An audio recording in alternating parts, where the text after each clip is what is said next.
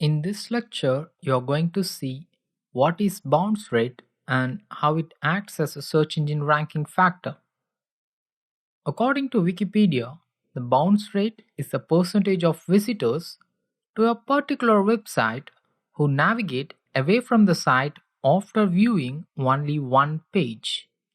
It's so obvious that a rising bounce rate is a sign that your home page or the page which the visitor is visiting from the Google search result is boring, right?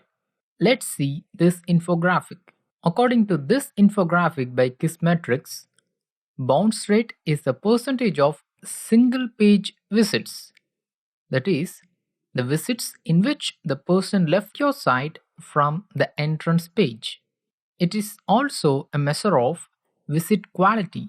So, a higher bounce rate generally indicates the landing pages aren't relevant to your visitors. You should know this fact that Google takes the bounce rate as an important SEO ranking factor. You can easily calculate the bounce rate of any page using this equation.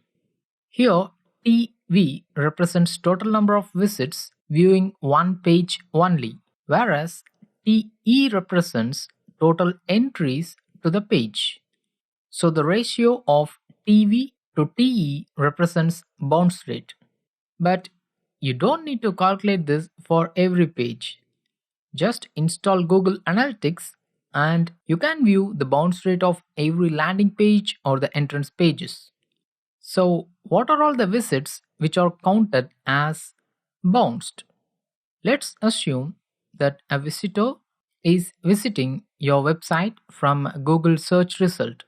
If he clicks on a link to a page on a different website, then he is considered as bounced back.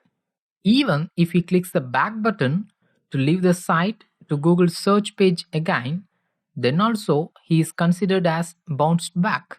If he closes the window or tab of your website or even the browser altogether, or if he types a new URL from the page of your site, or if the session times out, then in these situations, the visitor is considered as bounced back. So again, by using this equation, Google computes the bounce rate for each and every page of your website. But bounce rate varies from industry to industry. That is, it's not the same across all categories of websites. According to this infographic, the average time on site is 190 seconds. I think you remember what is a time on site because we just saw in the last lecture. And the average page views is 4.6. There comes the average bounce rate, that is 40%. But for retail sites, which drive well targeted traffic, the bounce rate is just 20 to 40%. For single landing pages or the sales pitch pages, most of the users bounce back, and that's why it has got an average of 70 to 90% bounce rate. For portals such as MSN, Yahoo groups, Facebook groups, etc., the bounce rate average is 10 to 30% because there the interaction is very high, which leads to lower bounce rate. Let's come to the important category, that is content websites. Blogs, news websites, magazine websites, all of these websites fall under the category content websites. These websites usually get high search engine visibility, often for irrelevant terms. So, their bounce rate often stays between 40 to 60%. If you target more relevant terms in search engine and if you can reduce your bounce rate below 40%, then there is a sure shot to get top 3 rankings in Google search page. Let's come to the research of search metrics. The bounce rate indicates to Google how happy are your users after reading your content. So, higher the happiness of users or higher the satisfaction of users, lower will be the bounce rate.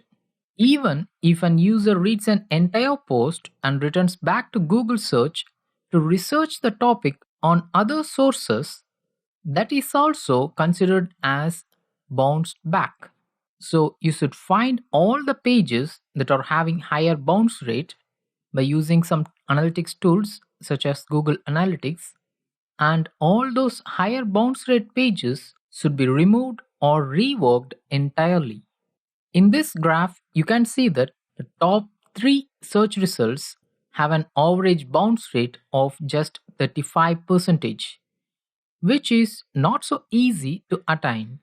The overall average of top 10 search results is 37%, and the difference is very meager, that is just 2%, and that's why the correlation is very low, that is 4% or 0.04.